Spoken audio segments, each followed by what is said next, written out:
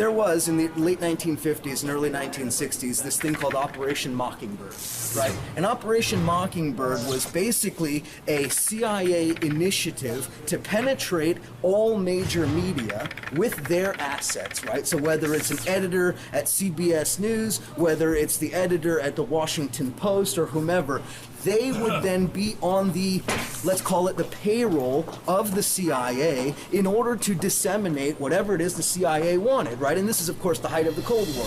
I thought that it was a matter of real concern that planted stories intended to serve a national purpose abroad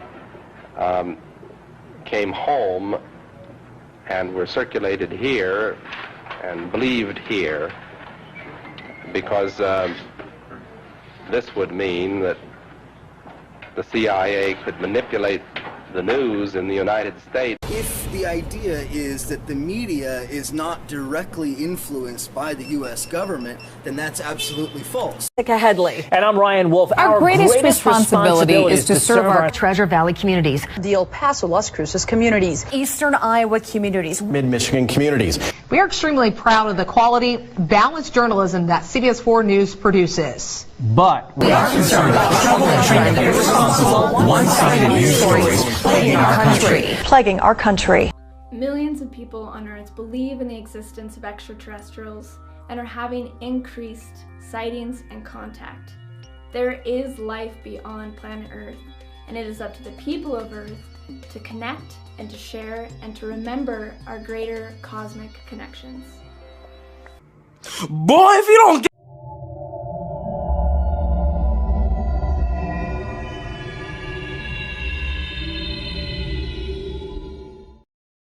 Do you have any people paid by the CIA who are working for television networks? This, I think, gets into the kind of getting into the details, Mr. Chairman, that I'd like to get into in executive session. Welcome to WatchMojo.com, and today we're counting down our picks for the top 10 First Contact movies. Do you have any people being paid by the CIA who are contributing to a major circulation American journal? We do have people who submit pieces to American journals. For this list, we'll be looking at the films that best represent the concept of first contact with alien, that is, otherworldly peoples and races. Hey, I've got this Psylocke, very special guest we have today, and we're filming in New York City, Times Square, to see what people have to say about extraterrestrials, if they believe, if they don't, like what's going on. You have the State Department, right? You have the State Department and the U.S. government generally, which puts out its talking points about foreign policy in whatever form they might, right? This is then taken by the media and reported, for the most part, as facts. The events that follow don't have to go completely smoothly, but we will be drawing the line at all-out invasions and conflicts.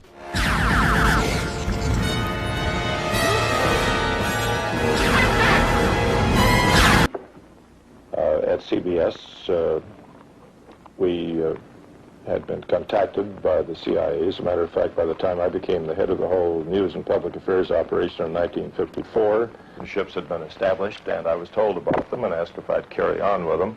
We have quite a lot of detailed information, and we will evaluate it, and we will include any evidence of wrongdoing or any evidence of impropriety in our final report and make recommendations. Using Psylocke as a catalyst for conversation, and it could cause, excitement, it could cause fear, so we're going to see where it goes today. Uh-oh. Do you have any people being paid by the CIA who are contributing to the National News Services, AP and UPI?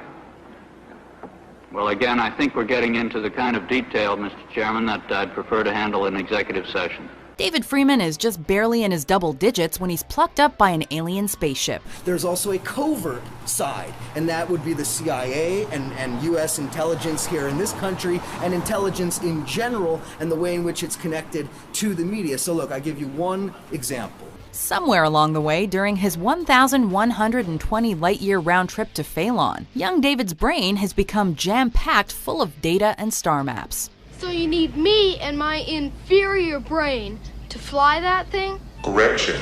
I need the superior information in your inferior brain to fly this thing. We're asking people on the street if they believe in extraterrestrials or UFOs. So the question is, do you guys believe that there's something else?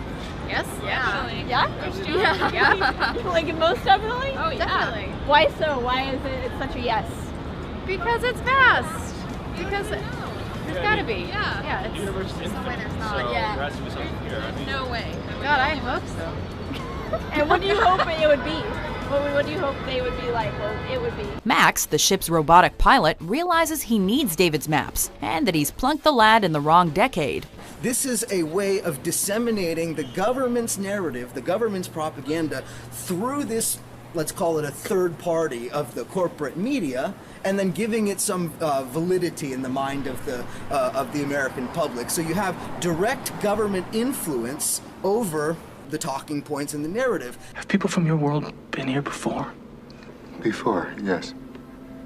We are interested in your species. Directed by John Carpenter, and leading to a TV spin-off and an Oscar nod for lead Jeff Bridges, Starman is a love story disguised as a sci-fi. What's it like up there? It is beautiful. Not like this, but it is beautiful. I love you too. I love you. Porque esa es su ropa. Dile, I love you so much. I love you so much. When an alien race mistakes humanity's invitation to visit Earth as sincere, they take us up on it, only to have their scout shot down over Wisconsin.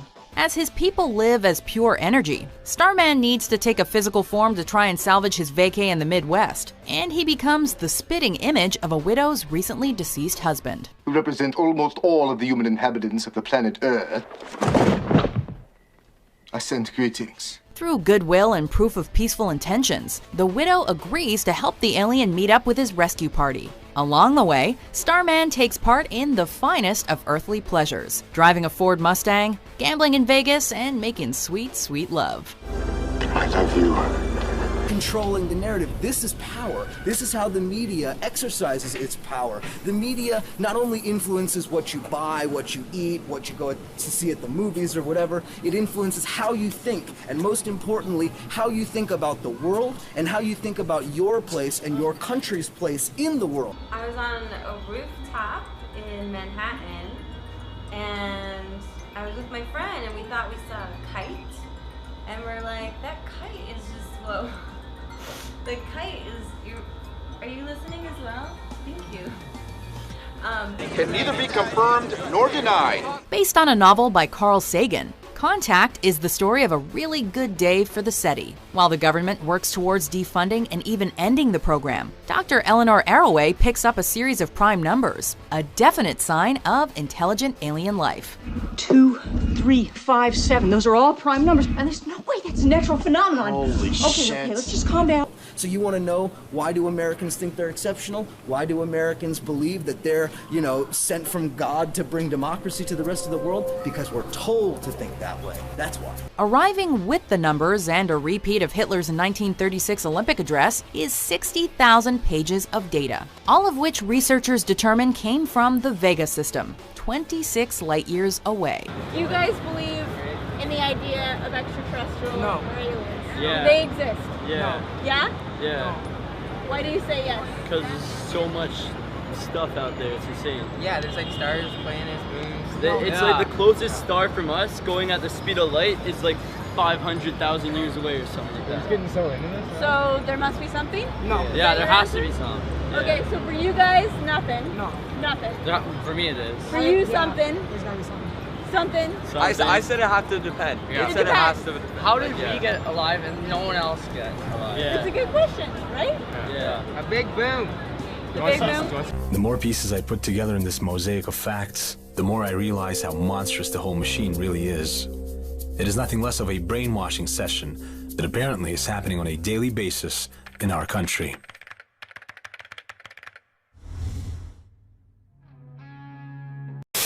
Directed by Robert Wise, The Day the Earth Stood Still is a sci-fi by which all others are judged. Good. Klaatu. Barada. Nikto. Klaatu. Barada. Based on the 1940 short story Farewell to the Master, the film sees an alien craft land in Washington, D.C. Its occupants, an alien named Klaatu and his robot guard Gort, have brought an important message for all of Earth's leaders: play nice or be destroyed. Your choice is simple. Join us and live in peace, or pursue your present course and face obliteration. I think it was entirely in order for our correspondents at that time to make use of CIA agent chiefs of station and other members of the executive staff of CIA as sources of information which were useful in their assessments of world conditions. Would you say that continues today? Well, yeah. Developed from Steven Spielberg's stalled sci-fi horror project Night Skies, the more kid-friendly E.T. would become one of the biggest and highest-grossing films of the decade.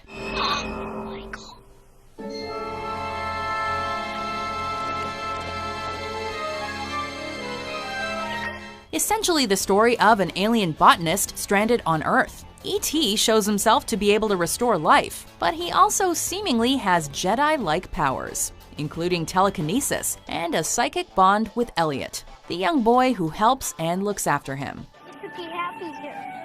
I could take care of you. I wouldn't let anybody hurt you. We could grow up together, E.T. Its uplifting story of friendship and family, as well as its elements of sci-fi fantasy, have earned it critical acclaim, multiple awards, and a spot in millions of hearts.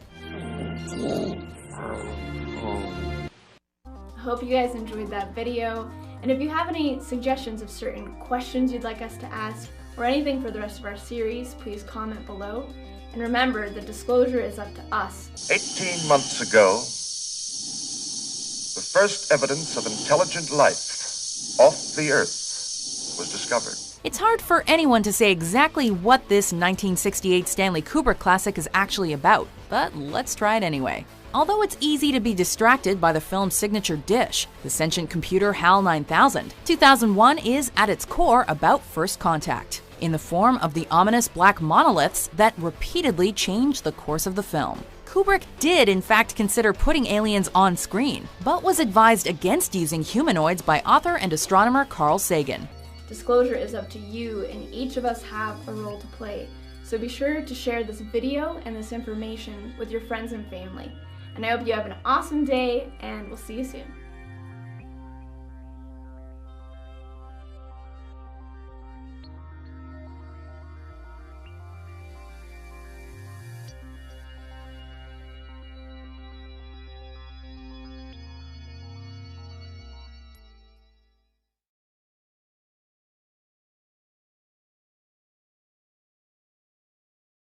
The result instead is the mysterious and ambiguous monoliths that accelerate humankind's knowledge and natural evolution with each encounter. Except for a single, very powerful radio emission aimed at Jupiter,